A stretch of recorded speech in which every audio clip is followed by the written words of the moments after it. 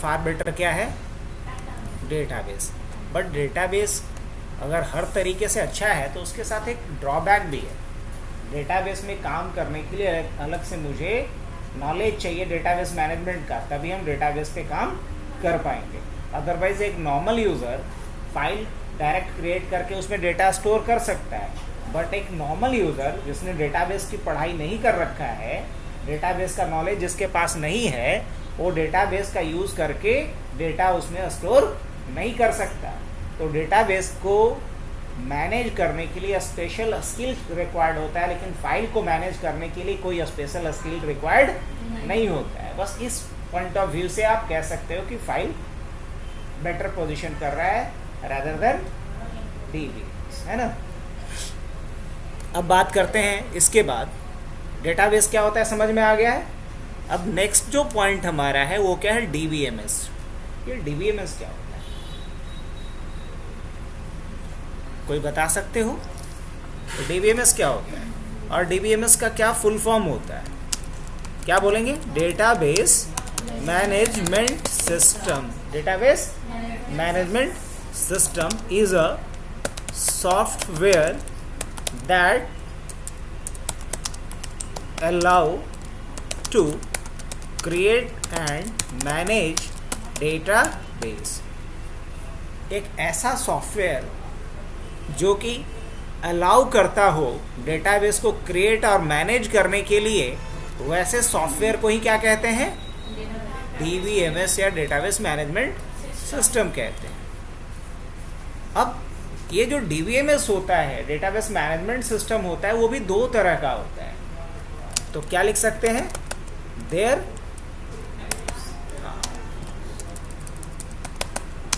Are two types of DBMS like. अब दो तरह का क्या होता है, एक होता है एसक्यूएल और एक होता है नो एसक्यूएल। क्या होता है, नो एसक्यूएल। अब एसक्यूएल और नो एसक्यूएल में क्या डिफरेंस है, ज़रा इसके ऊपर बात कर लिया जाए। अच्छा, इतना समझ में आ रहा है डेटाबेस क्या होता है, हाँ या ना? हाँ, फिर ये समझ में आया कि डीबीएमएस क्या है। डीबीएमएस एक सॉफ्टवेयर है जिसका इस्तेमाल करते हैं हम लोग डेटाबेस क्रिएट और उसे मैनेज करने के लिए। अब जैसे मान लो हम अभी एमएस वर्ड का यूज़ कर रहे हैं, तो ये क्या है, डॉक्यूमेंटेशन सॉफ्टवेयर है। क्या है, एक डॉक्यूमेंटेशन सॉफ्टवेयर है जिसमें हम लोग डॉक्यूमेंटेशन, लेटर राइटिंग या कुछ टाइप करने का, कुछ टेक्स्ट की फॉर्मेटिंग करने का काम कर सकते हैं।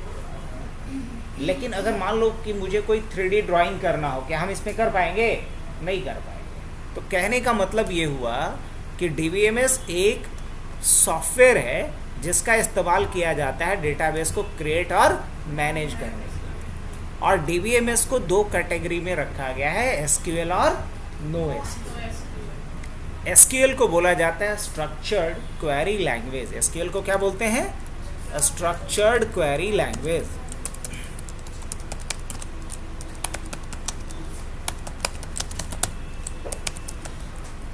और नो एसक्यूएल को बोलते हैं नॉट ओनली एसक्यूएल।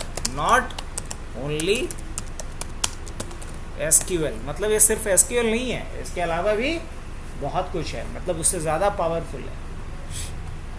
अब देखो एसक्यूएल क्या कहता है, एसक्यूएल कहता है कि हम डेटा को रिलेशनल फॉर्मेट में स्टोर कर सकते हैं। किस फॉर्मेट में कर सकते हैं, टेबल के रूप में स्टोर कर सकते हैं। रिलेशन का मतलब यहाँ होता है एकदम ठेठ भाषा में टेबल, मतलब मैं डेटा को किस रूप में रख सकता हूँ, एक टेबल के रूप में रख सकता हूँ। अब जैसे कि किसी स्टूडेंट का डेटा रखना है तो हम ऐसा रख सकते हैं, स्टूडेंट का नाम रख सकते हैं, उसका हम कोर्स रख सकते हैं, उसका डेट ऑफ एडमिशन रख सकते हैं, उसका फ़ी रख सकते हैं। तो ये फिक्स स्ट्रक्चर है कि हम किसी स्टूडेंट का कितना डेटा रख सकते हैं, सिर्फ name, course, date of admission और फ़ी। अगर मान लो कि स्टूडेंट का हमें फ़ोन नंबर रखना होगा तो रख पाएंगे, नहीं रख पाएंगे, पहले मुझे इसमें चेंज करना पड़ेगा। इसी को क्या बोलेंगे, स्कीमा बोलेंगे। क्या बोलेंगे इसको, स्कीमा। मतलब इस टेबल के स्ट्रक्चर में हमें बदलाव करना पड़ेगा अगर कुछ नया वैल्यू स्टूडेंट का हमें पुट करना होगा तो।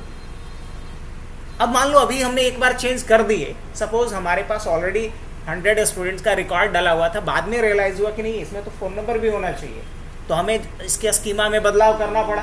फिर हमने एक ऐड किया जा करके फील्ड फ़ोन नंबर का। कुछ समय के बाद मुझे लगा नहीं नहीं इसमें तो ईमेल आईडी भी होना चाहिए था, तो फिर स्कीमा में जाके चेंजेस करना पड़ेगा। नहीं, स्कीमा बोला जाता है, स्कीमा होता क्या है, तो स्कीमा बोलते हैं बेसिकली किसी ऑब्जेक्ट का जो डेफिनेशन होता है, जो परिभाषा होता है, उसी को कहते हैं स्कीमा। और टेक्निकल भाषा में कहा जाए तो जो एट्रीब्यूट्स और क्लास से मिलकर के जो बना है वो क्या है, उसका स्कीमा। मतलब उसका क्या एक डेफिनेशन, उसका एक स्ट्रक्चर जो डिफाइन करता हो, उसी को क्या कहेंगे। अब स्कीमा का एक्चुअल मतलब यहाँ पे ये होता है बच्चा कि हमने लिखा है कि नेम, क्या लिखा है, नेम, तो बताया है कि नेम क्या होगा, हमने बताया कि नेम क्या होगा, स्ट्रिंग होगा। कितने कैरेक्टर का होगा, 100 कैरेक्टर का होगा। हमने बताया है कि कोर्स क्या होगा, तो कोर्स भी स्ट्रिंग होगा। कितने कैरेक्टर का होगा, मान लो 200 कैरेक्टर का होगा। हमने बताया कि डेट ऑफ एडमिशन ये क्या होगा, इसका टाइप डेट होगा। अब किसमें क्या किस तरह का वैल्यू जाएगा, ये जो हमने डिफाइन किया इसी को क्या बोलेंगे हम, स्कीमा। आई बात समझ। तो हमें अगर इसमें कोई भी वैल्यू चेंज करना है या एक्स्ट्रा ऐड करना है तो मुझे किसमें चेंज करना पड़ेगा जाके, बार बार स्कीमा में। इसलिए इसका नाम रखा गया structured query language. Structure query language, जिसमें कि अगर हमें डेटाबेस में कोई भी ऑपरेशन परफॉर्म करना है तो इसके लिए मुझे एक क्वेरी लिखना पड़ेगा। क्या लिखना होगा, एक क्वेरी लिखना पड़ेगा। और क्वेरी जो होगा वो भी अलग अलग लैंग्वेज में उसको क्लासिफाई किया गया है। अलग अलग तरह के काम को करने के लिए अलग अलग तरह का क्वेरी बनाया गया है। कहाँ, एसक्यूएल में। अब मान लो कि मुझे एक नया डेटाबेस बनाना है, तो इसके लिए हम लिखेंगे क्या, क्रिएट डेटाबेस और डेटाबेस का नाम, क्रिएट डेटाबेस और डेटाबेस का नाम। मान लो हमने डेटाबेस का नाम रख दिया MyDB। क्या रख दिया, MyDB। तो ये जो हमने क्रिएट यूज किया वो क्या है, ये हमारा एक क्वेरी है। क्या इसको बोलोगे, क्वेरी बोलोगे। बट एक क्वेरी किस लैंग्वेज का है, तो बोलेंगे कि एक क्वेरी जो है वो DDL का है। किसका है, DDL का है, डेटा डेफिनेशन लैंग्वेज का है, जो डेटा को डिफाइन करता। वैसे क्वेरी को क्या बोलेंगे, DDL क्वेरी बोलेंगे, डेटा डेफिनेशन लैंग्वेज क्वेरी बोलेंगे, या शॉर्ट में इसको DDL कहा जाता है।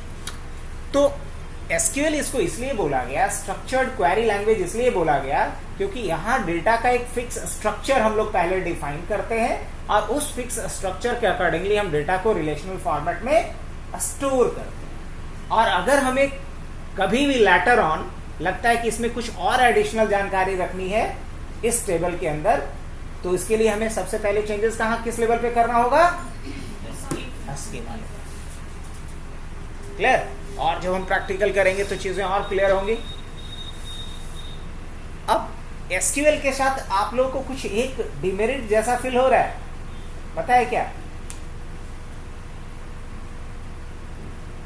कि अगर हमें SQL का यूज करके डेटा अगर स्टोर करना है तो हम एक फिक्स पैटर्न का ही डेटा स्टोर कर सकते हैं। फिक्स पैटर्न कैसे, आप बता ये रहे हो कि कितने तरह का डेटा रख सकते हो, उसमें किस टाइप का डेटा रख सकते हो, डेटा का मैक्सिमम साइज क्या होगा, ये सारी चीजें पहले से क्या है, पहले से फिक्स कर रखा है आपने। ये प्रॉब्लम किसके साथ है, SQL के साथ। अगर मान लो ऐसा भी तो हो सकता है कि किसी स्टूडेंट का सिर्फ नाम पता हो, कोर्स पता हो, डेट ऑफ एडमिशन नहीं पता हो, बल्कि उसका फोन नंबर पता हो। तो अगर हम चाहते हैं कि स्कीमा लेस, मतलब कोई एक फिक्स स्ट्रक्चर ना हो, लेकिन हम स्टूडेंट का डेटा रख सकें, तो इसके लिए कॉन्सेप्ट आया किसका, नो SQL का, जिसमें कोई फिक्स स्कीमा नहीं होता है, जिसमें डेटा को एक डॉक्यूमेंट के रूप में रखा जाता है। डेटा को किस रूप में रखा जाता है, डॉक्यूमेंट के रूप में रखा जाता है। अब कैसे, इसके ऊपर बात करेंगे।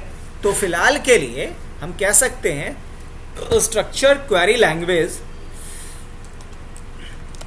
क्या करता है, स्टोर डेटा इन टेबुलर फॉर्मेट। लेकिन ये डेटा जो स्टोर करता है, स्टोर डेटा इन डॉक्यूमेंट, और अगर हम बात करें तो जेसन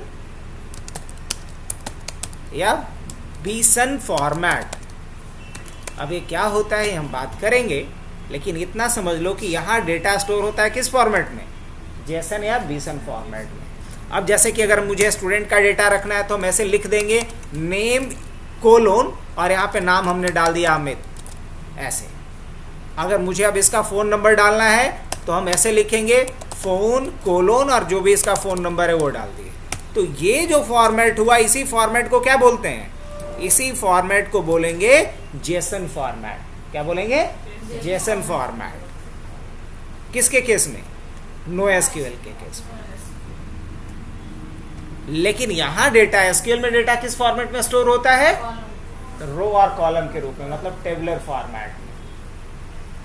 अब पैटर्न या साइज किसका फिक्स होता है, एसक्यूएल का कि नो एसक्यूएल का, एसक्यूएल का।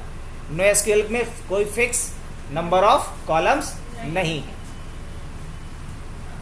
चलो, तो इसके आगे हम बात करते हैं एसक्यूएल का। कोई एक एग्जांपल बताइए सर। एसक्यूएल तो एक कम्युनिटी हो गया, कैटेगरी हो गया, लेकिन एसक्यूएल का उदाहरण क्या, पढ़ेंगे क्या एसक्यूएल में, तो हम बोलेंगे MySQL is the best example of SQL, है ना। अब उसी तरीके से अब हमारे दिमाग में एक सवाल और आ रहा है, तो NoSQL का एक एग्जाम्पल बताइए। क्या बताएंगे, MongoDB is the best example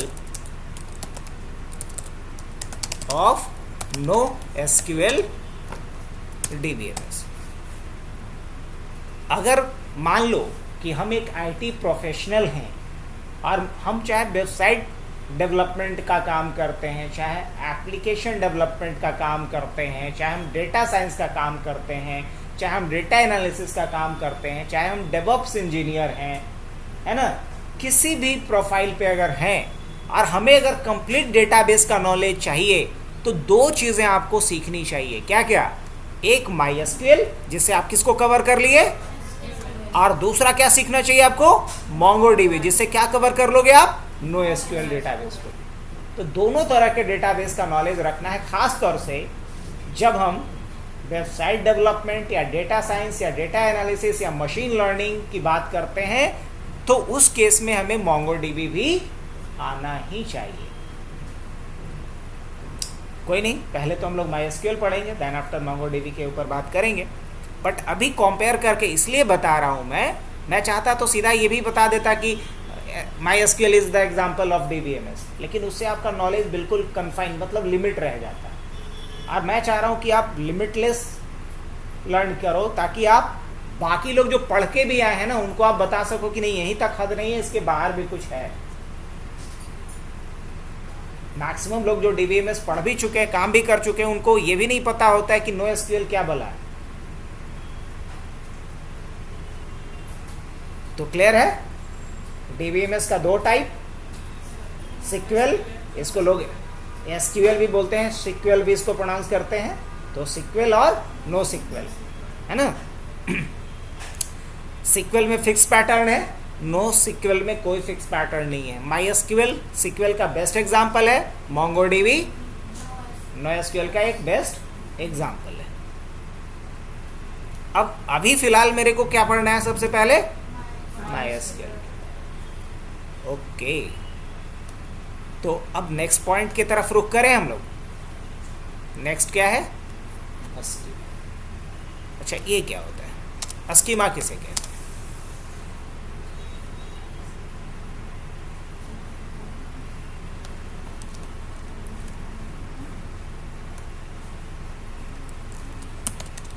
collection of class and attributes is called a schema. It is definition of MySQL table, या इसको एनटीटी भी बोलते हैं। क्या बोलते हैं? एनटीटी। MySQL में जो टेबल बनता है उस टेबल को क्या कहते हैं? एंटिटी भी बोलते हैं। तो एक एंटिटी का क्या स्ट्रक्चर होगा, क्या डेफिनेशन होगा, ये जो बताता है उसी को क्या कहेंगे? स्कीमा। अब जैसे कि मान लो मैं समझाने के लिए आपको एक क्वेश्चन दे रहा हूँ, तुम लोग सब मिलके बना सकते हो इत्मीनान से। मान लो मैं बोलूँ कि मेरे यहाँ जितने भी स्टूडेंट हैं उनका हम रिकॉर्ड रखना चाहते हैं, तो रिकॉर्ड अगर हम स्टूडेंट का रखना चाहते हैं तो कम से कम कितना कॉलम होना चाहिए? कॉलम समझ रही हो? जैसे अगर मान लो मुझे स्टूडेंट का रिकॉर्ड रखना है, तो स्टूडेंट का रिकॉर्ड रखने के लिए कम से कम कितना कॉलम चाहिए? तो बोलोगे ना कि स्टूडेंट का नाम होना चाहिए सर, उससे पहले आईडी होना चाहिए, नाम होना चाहिए, फिर उसका फ़ोन नंबर होना चाहिए, फिर ईमेल आईडी होना चाहिए, फिर उसका क्या होना चाहिए? कोर्स होना चाहिए, फिर उसका फ़ी होना चाहिए, फिर उसका ड्यूरेशन होना चाहिए, फिर उसका डेट ऑफ एडमिशन होना चाहिए कि नहीं? तो आप ये जो चीज़ें बता रहे हो कि क्या कुछ चाहिए, इसी को हम क्या बोलेंगे? स्कीमा। तो आप बता रहे हो कि एक स्टूडेंट नाम का टेबल बनाओ। क्या? देखो इसको कैसे लिखेंगे समझने के लिए वो मैं बता रहा हूँ। आप इसके लिए क्या करोगे? पहले लिखोगे स्टूडेंट। आपने ये बताया कि क्या बना रहे हो आप? एक स्टूडेंट नाम का टेबल बना रहे हो। अब इस टेबल के अंदर क्या कुछ होगा ये बताओ आप। ये जो स्टूडेंट नाम का आप टेबल बनाओगे, इस टेबल में क्या क्या होगा फील्ड के नाम पे ये बताओ। तो टेबल पहले तो आईडी होगा, स्टूडेंट का क्या होगा? आईडी। अब आईडी जो होगा उसमें किस तरह की वैल्यू रखी जाएगी? आईडी में किस तरह का वैल्यू रखा जाएगा? मतलब सिर्फ कैरेक्टर होगा, सिर्फ नंबर होगा, कि कैरेक्टर और नंबर दोनों होगा, कि बुलियन वैल्यू होगा? बुलियन वैल्यू समझते हो? ट्रू या फॉल्स, ट्रू या फॉल्स। तो क्या बोलेंगे? बुलियन वैल्यू, जो सी लैंग्वेज में पढ़ी भी होगी। तो अभी आईडी में किस तरह का वैल्यू होगा ये सोच के बताओ। आईडी में हो सकता है कैरेक्टर भी हो सकता है नंबर और कैरेक्टर दोनों का मिश्रण हो सकता है कि नहीं? हाँ बिल्कुल हो सकता है। हो सकता है स्पेशल कैरेक्टर भी हो, हाँ बिल्कुल हो सकता है। तो अगर हर तरह के वैल्यू को अलाउ करना है तो इसको बोलते हैं वैर कैर। क्या बोलते हैं? वैर कैर।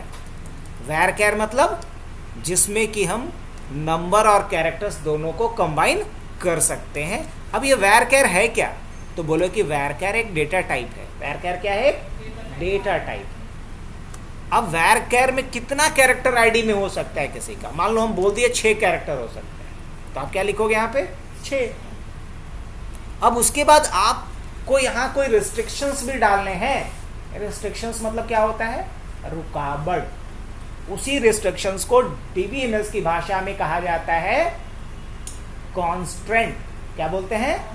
कॉन्स्ट्रेंट। या तो रिस्ट्रिक्शंस बोलो एकदम ठेठ भाषा में, या क्या बोल सकते हैं? कॉन्स्ट्रेंट बोलेंगे, या इसको की भी बोला जाता है। क्या बोलते हैं? की। या तो कॉन्स्ट्रेंट या की या। तो अब बताओ, अगर हम कोई भी रिस्ट्रिक्शंस नहीं लगाएंगे तो ये करेगा क्या? दो या दो से अधिक स्टूडेंट का आईडी सेम रख पाओगे आप? ये सही है? नहीं ना। हम चाहते हैं कि 2 स्टूडेंट का आईडी सेम ना हो। तो ऐसा करने के लिए मुझे यहाँ पे रिस्ट्रिक्शंस लगाने होंगे कि ये डुप्लीकेसी को क्या करे? रेस्ट्रिक्ट करे, अवॉइड करे। तो कैसे कर पाओगे इस काम को? क्या लिखना पड़ेगा? तो मुझे यहाँ लिखना पड़ेगा इसके लिए प्राइमरी की। क्या लिखेंगे? प्राइमरी की। अगर हमने प्राइमरी की लिख दिया तो 2 बातें हमने यहाँ पे फिक्स कर दिया। क्या क्या 2 बातें हमने फिक्स कर दिया? पहला ये कि इसमें कोई डुप्लीकेट वैल्यू नहीं जाएगा, मतलब 2 स्टूडेंट का आईडी सेम नहीं हो सकता। और दूसरी बात ये कि किसी स्टूडेंट का आईडी वाला फील्ड ब्लैंक नहीं रहेगा। फील्ड समझ रहे हो ना? ऐसा नहीं कि नाम भर दिए, कोर्स भर दिया और क्या खाली छोड़ दिए, आईडी खाली छोड़ दिए, ये नहीं चलेगा। अगर हमने इसको प्राइमरी की बनाया है अगर इसको हमने क्या बनाया है, प्राइमरी की आईडी को बनाया है, तो आईडी को आप क्या नहीं छोड़ सकते, ब्लैंक नहीं छोड़ सकते। याद रहेगा। चलो अब इसके बाद हम सेकंड कौन सा फील्ड रखना है इसके अंदर, ये बताओ। अभी तो सोचे हम लोग, बता सकती हो तुम लोग सब लोग। अब ये क्या होना चाहिए, नेम क्या होगा। नेम में ऐसा भी हो सकता है क्या, जैसे किसी का नाम मान लो कि राम है, तो राम 2 3 भी हो सकता है क्या, राम ही ना होगा। हा? अब अगर हम चाहते कि नाम में सिर्फ कैरेक्टर ही होगा और कुछ नहीं हो सकता है, तो हम क्या लिख सकते हैं यहाँ पे, टेक्स्ट। इसका डेटा टाइप क्या रखेंगे, टेक्स्ट। तो अब बता सकते हो तुम लोग, ये क्या है, ये है फील्ड का नाम, और ये क्या है, उस फील्ड का डेटा टाइप। क्या बोलेंगे, डेटा टाइप। मतलब इस फील्ड में किस तरह का वैल्यू रख सकते हैं। और ये क्या है, इस फील्ड का, सही बताओ, इस फील्ड का क्या है, ये साइज। क्या है ये, साइज। मतलब मैक्सिमम कितना कैरेक्टर रख सकते हैं। और ये क्या है, जो प्राइमरी की हमने लिखा है, ये क्या है, ये है कॉन्स्ट्रेंट। क्या बोलेंगे इसको, कॉन्स्ट्रेंट। मतलब ये रिस्ट्रिक्शन है, रुकावट है। अच्छी बात है। अब टेक्स्ट कितने कैरेक्टर डालना है आपको, ये बता दो। अब नाम मान लो साउथ इंडियन भी होगा तो बहुत ज़्यादा 100 कैरेक्टर होगा, डाल देते हैं 100 कैरेक्टर, चलेगा। अच्छा, ऐसा हो सकता है क्या कि आईडी भर दे, सब भर दे और नाम ही नहीं पता हो स्टूडेंट का, नहीं ना हो सकता। तो इस पे भी रिस्ट्रिक्शन डाल दें। इस पे क्या रिस्ट्रिक्शन लगा देना चाहिए तुम्हारे हिसाब से, कि कोई इसको खाली ना छोड़े, राइट। हाँ बोलो, नॉट नल। यहाँ पे क्या लिख देंगे, नॉट नल। नॉट नल लिख दिए तो इससे क्या होगा, कोई इसको खाली नहीं छोड़ सकता, एक्सेप्ट ही नहीं करेगा ब्लैंक छोड़ने के। तो नॉट नल क्या हुआ, रेस्ट्रिक्शंस हुआ, कॉन्स्टेंट हुआ, राइट। चलो अब धीरे धीरे समझना शुरू किए हो तुम लोग। हम कोशिश करेंगे कि सिंपल ही रखें ताकि आसानी से हर चीज़ को सीख सको। एक बार सीख जाओगी तो बड़ी बड़ी बातें और बहुत हाई फाई टेक्निकल टर्म खुद यूज़ करने लग जाओगी, लेकिन पहले कॉन्सेप्ट समझना ज़्यादा जरूरी। आईडी और नेम, ये दो क्या है, फील्ड है ना। और वैरकर और टेक्स्ट क्या है, उन दोनों फील्ड का डेटा टाइप है। और 6 और 100 क्या है, साइज है। और प्राइमरी की और नॉट नल क्या है, कांस्टेंट है। Very good. अगर इस तरीके से कैच करोगी तब तो फिर बहुत अच्छा कर जाएगा। चलो स्टार्ट करते हैं नेक्स्ट पॉइंट। और क्या हो सकता है नेम के अलावा, नेम के अलावा पहले पर्सनल डिटेल डाल लेते हैं। लाइक नेम डालिए तो एटलीस्ट फ़ोन नंबर रख लेते हैं। आज के डेट में फ़ोन नंबर है तो बहुत कुछ इन्फॉर्मेशन एक्सट्रैक्ट कर सकते हैं हम। तो क्या रख सकता हूं मैं, फ़ोन रख सकते हैं। हाँ बिल्कुल। अच्छा, फ़ोन नंबर में कैरेक्टर होता है कि नंबर होता है, नंबर होता है ना। तो उसका डेटा टाइप क्या होना चाहिए, बहुत अच्छे। तो इसके लिए इंट होता है। क्या होता है डेटा टाइप, इंट। इंट बोले तो इंटीजर, इंट बोले तो इंटीजर। अब इंटीजर कितना, मान लो 11 लेंगे, कितना लेंगे, 11 लेंगे तो कितना डिजिट रख पाएंगे हम, 10। एक डिजिट रिजर्व होगा। अगर 10 लेंगे तो कितना डिजिट कर पाएंगे स्टोर, 9। तो जानबूझ करके हम क्या ले रहे हैं, क्योंकि यहाँ फोन नंबर कितने डिजिट का है। अच्छा, अब ये बताओ कि क्या दो बंदे का फोन नंबर सेम हो सकता है, हाँ कि ना, नहीं हो सकता ना। तो यहाँ भी कुछ रिस्ट्रिक्शन लगा दें। क्या लिख दें ताकि दो बंदे का फोन नंबर सेम ना हो, अब ये भी तो पढ़े हैं। इसके आगे ऐसा क्या लिख दें ताकि ये समझ जाए कि दो बंदे का फोन नंबर सेम ना हो।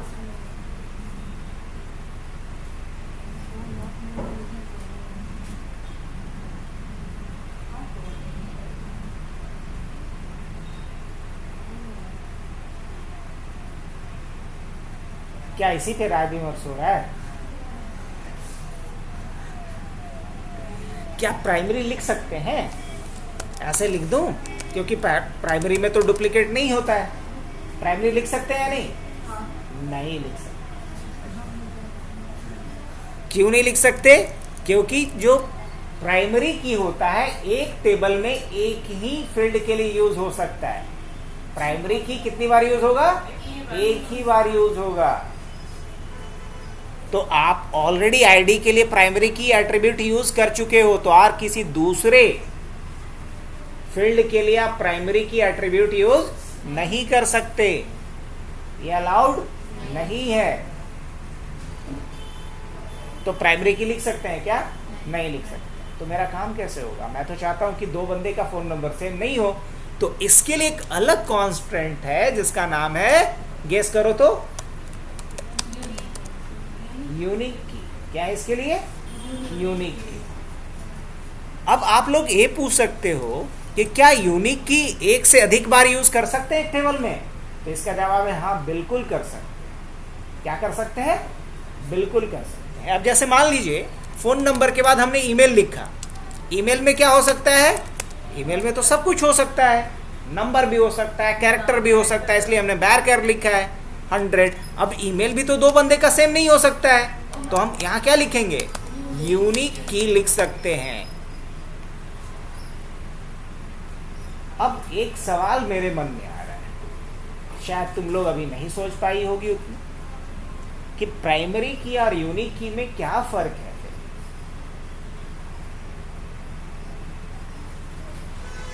प्राइमरी की और यूनिक की में क्या फर्क है?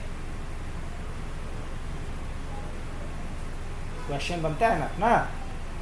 सर दोनों का आंसर सिमिलर ही होगा।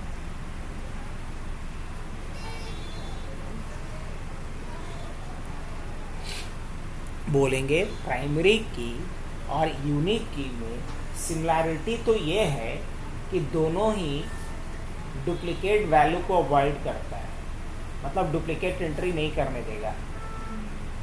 लेकिन डिफरेंस ये है कि एक टेबल में एक ही प्राइमरी की एट्रीब्यूट यूज किया जा सकता है, लेकिन एक टेबल में मल्टीपल, दो ही नहीं, दो से ज़्यादा भी। अगर एक टेबल में आप चाहो कि 200 कॉलम है और आप 150 बार यूनिक की यूज करना चाहते हो तो कर सकते। पहला डिफरेंस ये। दूसरा डिफरेंस ये होता है कि जो प्राइमरी की होगा उसे आप ब्लैंक नहीं छोड़ सकते, खाली नहीं छोड़ सकते,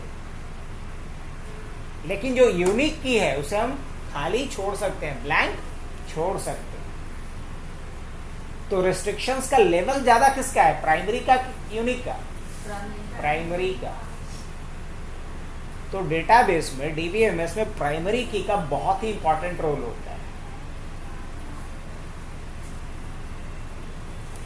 अच्छा, इसके बाद क्या सोचा था हमने? ईमेल आईडी के बाद कोर्स ले लेते हैं। ईमेल है तो एड्रेस की क्या जरूरत? अब चिट्ठी कौन भेजता है? मेल भेजते हैं। ईमेल के बाद फिर क्या डाल देते हैं? कोर्स डाल देते हैं। ओके, कोर्स क्या होगा? अब कोर्स वैरकर हो सकता है क्या? हाँ बिल्कुल। अगर आपको कुछ समझ में नहीं आया तो हर जगह वैरकर डाल दो, कोई प्रॉब्लम नहीं है, क्योंकि हर तरह के डेटा को ये क्या करेगा? संभाल लेगा। तो जहां आपको थोड़ा भी कंफ्यूजन है कि इसका डेटा टाइप क्या रखें, देन क्या लिख लेना चाहिए? वैरकर। कोर्स का नाम 100 कैरेक्टर से ज्यादा तो नहीं होगा। अच्छा, एक बात बताओ, क्या एक कोर्स में एक ही स्टूडेंट हो सकता है? नहीं, कई स्टूडेंट हो सकते हैं। तो यहाँ यूनिक लगाना सही रहेगा? नहीं, बिल्कुल नहीं। अच्छा, ये खाली हो सकता है? हाँ, हो सकता है। क्यों नहीं हो सकता है? कोई स्टूडेंट बोले एडमिशन तो लिए, मान लो कि यही है, आई एडमिशन लिए, बाद में बोले कि अच्छा हम पहले पूछ लेंगे, हमारे जान पहचान के कुछ लोग हैं आईटी में, कि हमको ये करना चाहिए कि करना चाहिए। तो एडमिशन तो ले रहे हैं, कोर्सवा मत भरिएगा मैम अभी, हम कल आएंगे तो कंफर्म कर लेंगे। तो अगर इस तरह का टाइम अगर कोई स्टूडेंट मांगे तो क्या करेंगे? ठीक है, एनरोलमेंट हो जाएगा, कोर्स अभी ब्लैंक छोड़ देंगे। नहीं छोड़ सकते हैं? हाँ बिल्कुल छोड़ सकते हैं। तो यहाँ कुछ लिखना उचित रहेगा? नहीं, कुछ भी नहीं। अब आप कोर्स के बाद फिर क्या डालेंगे? ड्यूरेशन, यही ना? अब ड्यूरेशन क्या रहेगा? ये भी वैरकर हो सकता है? हाँ बिल्कुल हो सकता है। ड्यूरेशन भी क्या छोड़ सकते हैं? ब्लैंक छोड़ सकते हैं? हाँ बिल्कुल छोड़ेंगे। अब कोर्स ही कोई नहीं डालेगा तो ड्यूरेशन कैसे हम डाल देंगे अपने मन से? अच्छा, ड्यूरेशन हो गया, कोर्स हो गया, अब फिर क्या? अब फी होगा। अब फी किस में लेना चाहिए, गेस करो? हमेशा या तो फ्लोट में या नंबर में। इंटीजर में लेंगे तो पैसे में गिनती नहीं कर पाएंगे हम, और अगर हम पैसा, जैसे कि मान लो किसी का फी है 15,000 25 पैसा, तो अगर ऐसे जनरली हम लोग पैसे में तो नहीं कर रहे हैं डील, तो पैसे में अगर नहीं कर रहे हैं तो फ्लोट नहीं लेंगे चलेगा, लेकिन अगर पैसे में डील कर रहे होंगे तो इंट के जगह क्या लिखना पड़ेगा? फ्लोट। क्या लिखेंगे? फ्लोट। अब बताओ, इसके बाद और भी कुछ डिटेल रखना है स्टूडेंट का फिलहाल के लिए? हाँ, एक और डिटेल रखना है। वो क्या रखना है? Date of admission. क्या रखना है? किस डेट में एडमिशन। जैसे कई बार होता है, बहुत सारे स्टूडेंट ऐसे होते हैं, ड्यूरेशन मतलब समय अवधि, कितने दिन में वो कंप्लीट होगा, कोर्स कितने दिन में। हर कोर्स का अपना एक कंप्लीशन ड्यूरेशन होता है ना, कितने दिन में। अब जैसे मान लो तुम बीसीए कर रही हो, तो बीसीए का पूरा जो करिकुलम का क्या ड्यूरेशन है? 3 इयर्स। तो ड्यूरेशन मतलब कितने समय अवधि में कंप्लीट होगा। डेट ऑफ एडमिशन को क्या रखेंगे? डेट। डेट ऑफ एडमिशन को क्या रखेंगे? डेट रखेंगे। अब लास्ट में कॉमा लगाएंगे क्या? बोलेंगे नहीं, आखिरी में कॉमा नहीं लगाएंगे, इसको ब्लैंक छोड़ेंगे। तो ये जो मैंने लिखा, ये क्या है? ये जो हमने यहां से यहां तक लिखा, ये क्या है? Schema of student. ये किसका स्कीमा है? स्टूडेंट का स्कीमा। जो स्टूडेंट टेबल को क्या कर रहा है? डिस्क्राइब कर रहा है। क्या कर रहा है? डिस्क्राइब कर रहा है कि स्टूडेंट का क्या एट्रीब्यूट्स होगा। अगर मुझे स्टूडेंट से रिलेटेड और कोई एडिशनल जानकारी रखनी होगी तो मुझे कहाँ आकर के चेंज करना पड़ेगा? पहले यहाँ इस स्कीमा में चेंज करना पड़ेगा। मान लो उसका फोटो रखना होगा तो फिर आकर के कॉलम हमें जोड़ना पड़ेगा। समझ में आया यहाँ तक? अगर ये पॉइंट समझ गई तो प्रैक्टिकल में भी तुम्हें आसानी होगी, फटाक से टेबल बना लोगी। इस पॉइंट को याद रखना, हूबहू यही कॉपी पेस्ट कर देंगे, ये कोड चल जाएगा। इसलिए हम समझा रहे हैं रियल सिंटैक्स के साथ, ताकि इसको डायरेक्ट हम कॉपी पेस्ट करके यूज कर पाए। अच्छा, अब कांस्टेंट क्या होता है? नेक्स्ट पॉइंट तो यही बनता है ना अपना।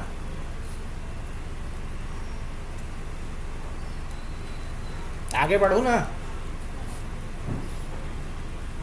बताओ कांस्टेंट के बारे में क्या समझे। अभी तो बहुत कुछ बातें हमने की कांस्टेंट के रिगार्डिंग। ये क्या है? अगर कोई तुमसे पूछ दे, घर ही में गई, मम्मी पापा ही पूछ दिया, अच्छा गई हबनेट में कोचिंग में तो क्या पढ़ी, तो बोल दो कांस्टेंट पढ़े, तो हो सकता है मम्मी पूछ देंगी ये क्या हुआ, बताओ तो हमको ना ये सब समझ में आता है। क्या बोलो?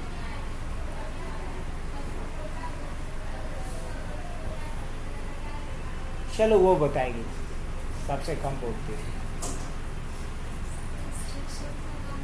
हाँ हाँ, तो ये बोलोगी कि कांस्टेंट क्या है? की है। कांस्टेंट क्या है?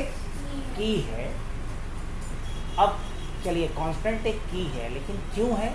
तो बोलेंगे कांस्टेंट की इसलिए है ताकि हम किसी भी फील्ड के ऊपर, किसी भी एट्रीब्यूट्स के ऊपर क्या लगा सकें? रिस्ट्रिक्शंस लगा सकें। अब ये जो हमने लिखा है, course name, ID, date of admission, इन सबको हम क्या कहेंगे? इन सबको बोलते हैं फील्ड या कॉलम। फील्ड या कॉलम या एट्रीब्यूट्स। क्या बोलते हैं इसको? एट्रीब्यूट्स भी बोलते हैं। तो अगर हम किसी एट्रीब्यूट्स का कोई प्रॉपर्टी डिफाइन करना चाहते हैं कि इसका ये साइज होना चाहिए, इसमें इसी तरह का डेटा होना चाहिए, इसमें डुप्लीकेट नहीं होना चाहिए, तो किसी भी एट्रीब्यूट का अगर हमें कोई खास प्रॉपर्टीज डिफाइन करना है तो इसके लिए किसका इस्तेमाल होगा? कांस्टेंट का। तो हम क्या कह सकते हैं? कांस्टेंट इज अ की दैट स्पेसिफाई प्रॉपर्टीज और कैरेक्टरिस्टिक्स ऑफ अ एट्रीब्यूट। किसी भी एट्रीब्यूट का जो एक खास प्रॉपर्टीज बताता हो, उसी की को क्या बोलेंगे? कांस्टेंट। तो लिखते हैं इस बात को।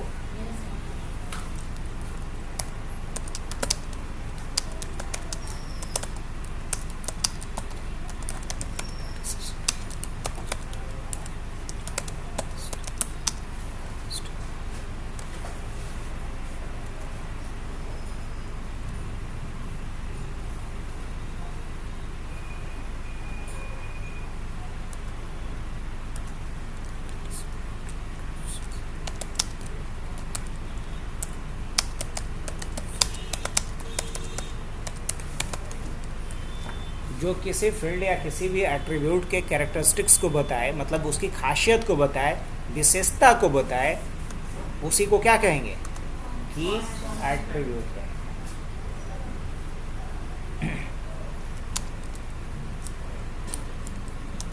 In a DBMS, constraints is mainly used to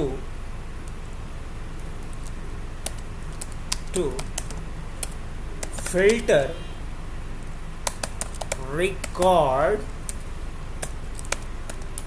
records as well as records, comma, apply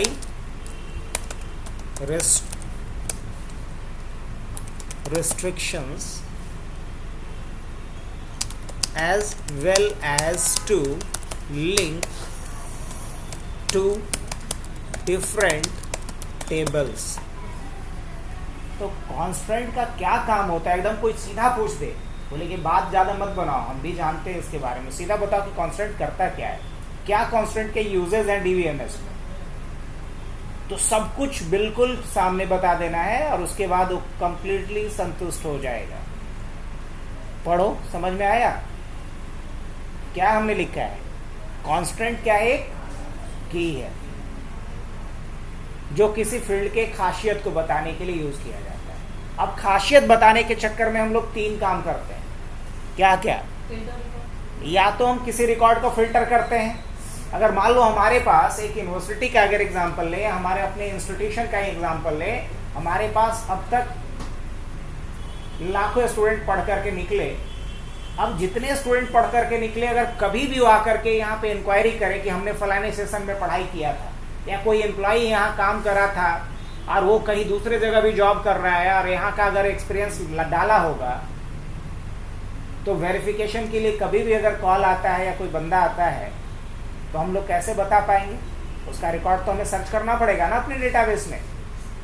तो अपने डेटाबेस से मुझे अगर किसी रिकॉर्ड या किसी ग्रुप ऑफ रिकॉर्ड्स को अगर फिल्टर करना हो, फिल्टर मतलब छानना हो, निकालना हो, ढूंढना हो, तो ये काम हम किसके जरिए कर सकते हैं?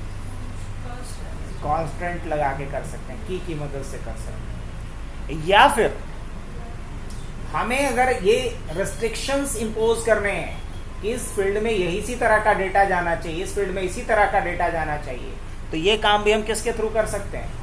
कॉन्स्टेंट का यूज करके कर सकते हैं। या फिर अगर 2 अलग अलग टेबल को लिंक करना है, या फिर 2 अलग अलग टेबल को लिंक करना है, तो इसके लिए भी किसका यूज करेंगे हम लोग? कॉन्स्टेंट का ही यूज किया जाता है। अब इसका क्या अर्थ है? हमें नहीं समझ में आया, तुम लोग समझ गए क्या? 2 टेबल को लिंक करना तो बोलना चाहिए, ये तो हम तो समझेंगे कि सब समझ रही है। नहीं,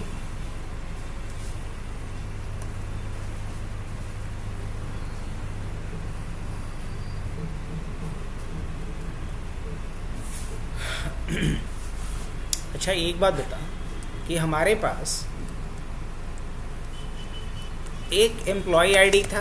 क्या था? एम्प्लॉय आईडी है, एम्प्लॉय का नाम है ना, एम्प्लॉय का नाम है, और एम्प्लॉय का क्या है? एम्प्लॉय फोन नंबर है, PHNO। एम्प्लॉय का क्या है? ईमेल है, और उसका सिटी है, करेक्ट। और उसके बाद उसका मान लो बेसिक पे है। क्या है? बेसिक पे है, डेट ऑफ ज्वाइनिंग है, या क्या है इसका? डेट ऑफ ज्वाइनिंग है। और यहाँ पे क्या लिखा हुआ? उसका डिपार्टमेंट आईडी लिखा हुआ है। फिर क्या लिखा हुआ है? डिपार्टमेंट नेम लिखा हुआ है। और फिर लिखा हुआ है उसका HOD लिखा हुआ है। क्या लिखा हुआ है? HOD लिखा है, हेड ऑफ डिपार्टमेंट लिखा हुआ है। अब अगर तरीके से देखो तो इस टेबल में कितने लॉजिकल डेटा है? बोलेंगे 2 तरह के लॉजिकल डेटा है, एक एम्प्लॉय का पर्सनल डिटेल और एक डिपार्टमेंट का डिटेल। नहीं, 2 लॉजिकल डेटा है। अब क्यों गड़बड़ होगा वो समझना। मान लो ये पहला एम्प्लॉय का आईडी है E101, ध्यान से समझना है इसको पहले, जिसका नाम है राम, जिसका फ़ोन नंबर है मान लो ये, जिसका ईमेल आईडी है r@gmail.com। ऑलराइट, इसका सिटी है मान लो पटना, मान लो इसका डेट ऑफ ज्वाइनिंग है 12 दिसंबर का, इसका डिपार्टमेंट आईडी जो है मान लो D101 है, और डिपार्टमेंट का नाम HR है, हेड ऑफ डिपार्टमेंट जो है वो मुन्ना है। कौन है? मुन्ना है। अब दूसरे एम्प्लॉई जो हैं लाइक 102 जो है वो है क्या?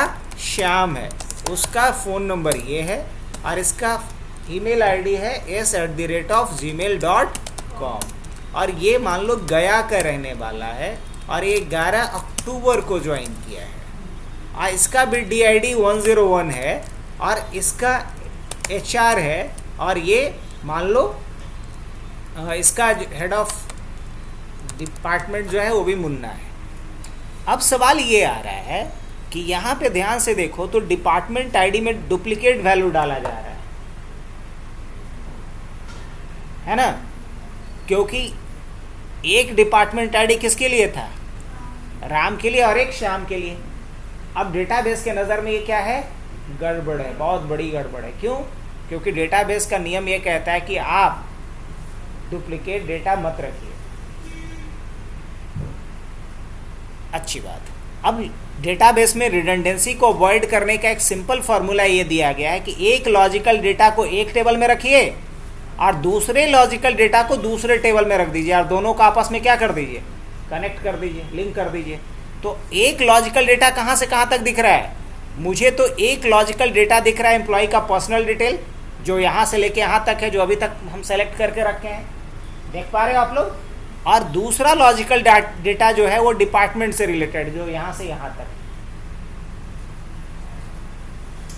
अगर हम डिपार्टमेंट वाले डेटा को एक अलग टेबल में क्या कर दें? स्प्लिट कर दें। क्या कर दें इसको? हम एक अलग टेबल में इसको स्प्लिट कर दें। ये जो पूरा का पूरा डेटा है हमारा, इसको हम क्या कर दें? स्प्लिट कर दें। स्प्लिट करने का कोई ऑप्शन दे रहा है यहाँ पे?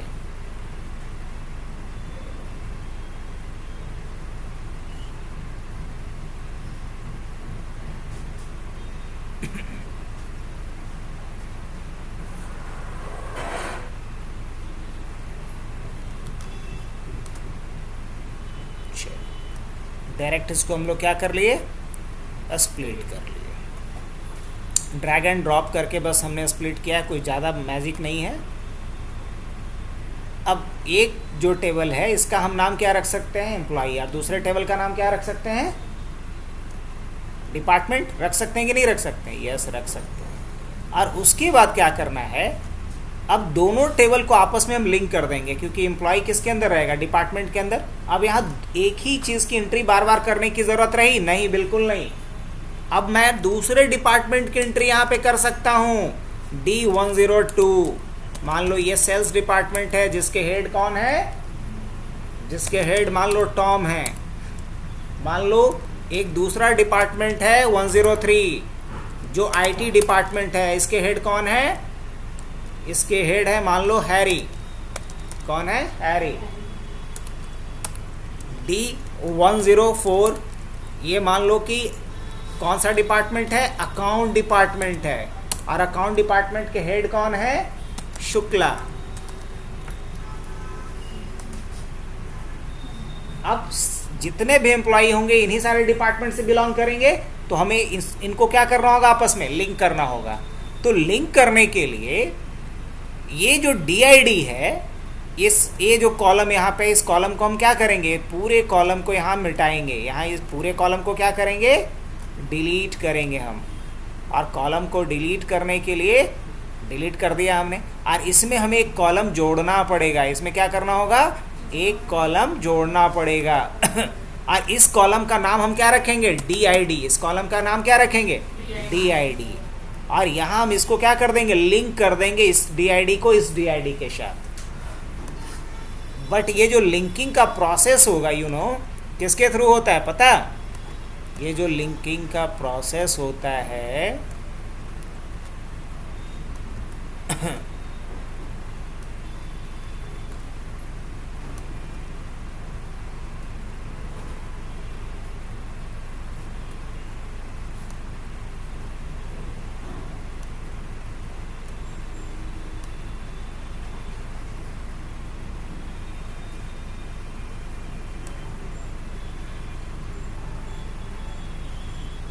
ये जो DID है इसके साथ क्या हो गया, लिंक हो गया।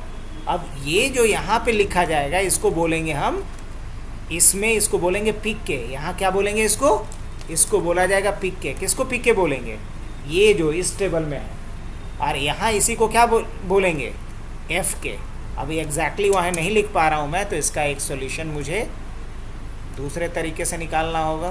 ड्रॉ टेक्स्ट बॉक्स, लिखेंगे तो वही जहाँ हम चाहें, पिक के। क्या बोलेंगे इसको, पिक के। और यहाँ एक डालेंगे, इसको क्या बोलेंगे, एफ के। एफ के बोले तो फॉरेन की। और ये पिक के और एफ के द्वारा हम क्या कर पा रहे हैं, दो टेबल को आपस में लिंक कर पा रहे हैं। तो वही बात हम समझाए थे, as well as to link to different tables. दो टेबल्स को जोड़ सकते हो किसकी मदद से, कीज की मदद से।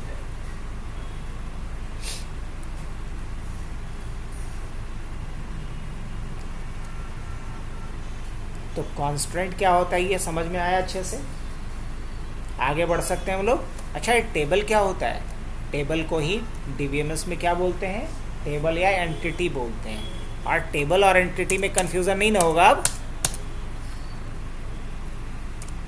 ये जो यहाँ हमने बनाया, इस टेबल का नाम क्या रख सकता हूँ मैं, इस टेबल को हम बोल सकते हैं डिपार्टमेंट। क्या बोल सकते हैं, DPT, डिपार्टमेंट। डिपार्ट ये टेबल का नाम हो गया। उसी तरीके से इस टेबल का नाम क्या रहेगा, EMP।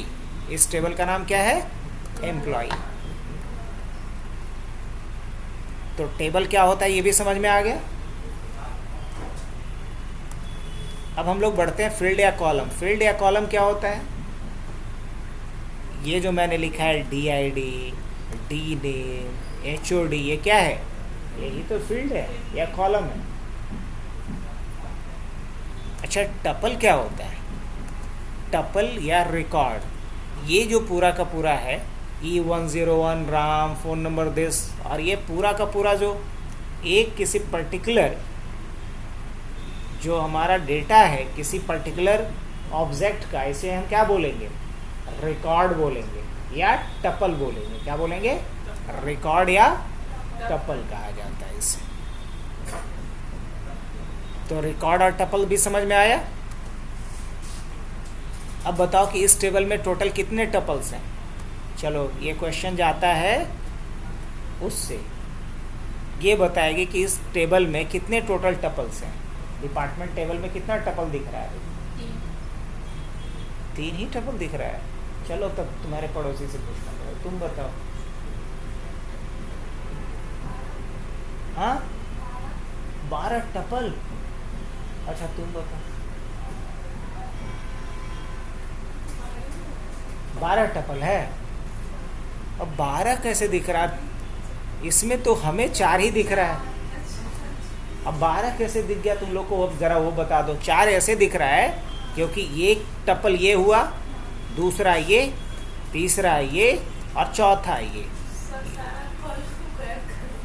कॉलम को है तो कॉलम पूछते तब न बताते, हम तो टपल पूछे थे कि कितने टपल्स हैं, कितने रिकॉर्ड्स हैं। तो मतलब तीनों एक ही जैसा समझ रही थी। अच्छा बताओ, इसमें टोटल एम्प्लॉय वाले टेबल में कितने टपल हैं, 2 टपल है। ओके, अच्छा इसमें इस वाले में कितने कॉलम्स हैं या कितने फील्ड हैं, एम्प्लॉय वाले टेबल में टोटल कितने फील्ड हैं, क्या बोलोगी। फिर धोखा खा गई। 6 है कि 7 है, गिनती कर लो। अच्छा, इस वाले में टोटल कितने कॉलम्स है ये बताओ। 3 ना, आप गलती नहीं करेंगे। अच्छा बताओ कि ये जितना फिगर अभी दिखाई दे रहा है इसमें कितने टोटल एंटिटी हैं। जो भी फिगर दिखाई दे रहा है स्क्रीन पे, इसको देख करके तुम्हें बताना है कि इसमें टोटल कितने एंटिटी हैं। 2। कौन कौन सा, एक। हाँ बहुत अच्छे, क्योंकि एंटिटी बोले तो टेबल, और अभी तो हमको स्क्रीन पे 2 ही टेबल दिख रहा है, एक एम्प्लॉय का और एक डिपार्टमेंट का। क्रॉस चेक करना ज़रूरी है, नहीं तो गड़बड़ होगा। जो पढ़ा रहे हैं पूछते चलेंगे हम। अब इसके बाद बात किसके होगी? SQL VS no SQL. ये अभी अभी हमने बताया है ना। ज़रा कॉपी है तुम लोग के पास? फटाफट हमें कम से कम 3